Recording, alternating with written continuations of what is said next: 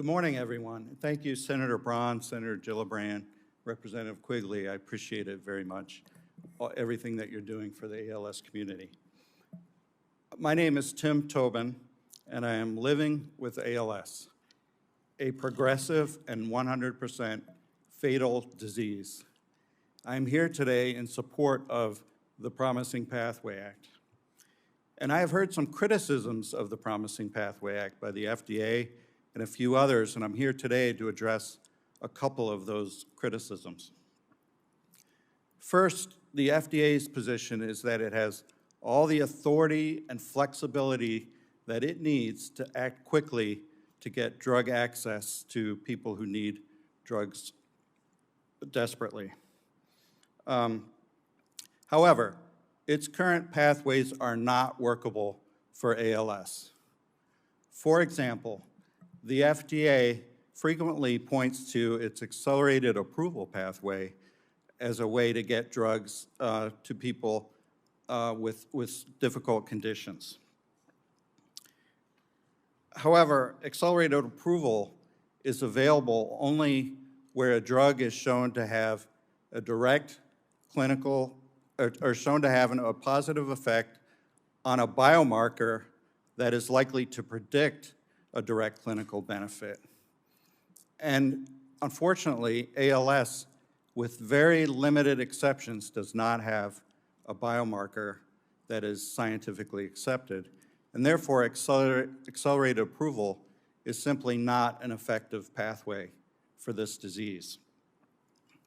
The FDA also points to programs like expanded access programs, also known as EAPs, which are great programs, but they are very limited in what they can actually do in terms of affecting all who are impacted by a drug. So for example, if people who are eligible for expanded access programs are only typically those who are not eligible for a clinical trial. So therefore, it's excluding a large number of people who have ALS. Also, expanded access relies on drug manufacturers to offer the program, and they're under no obligation to do so.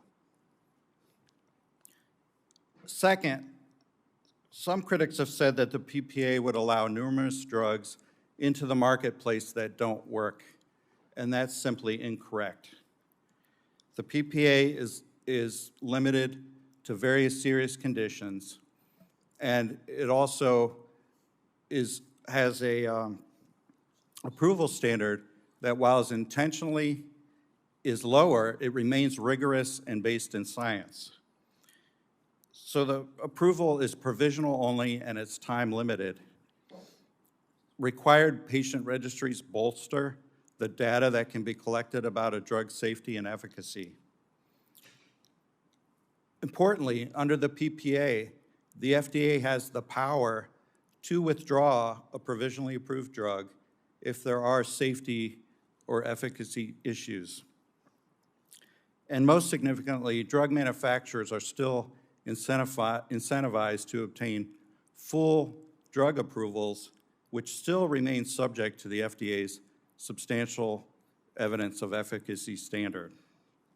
In sum, the FDA and other critics' concerns are unfounded.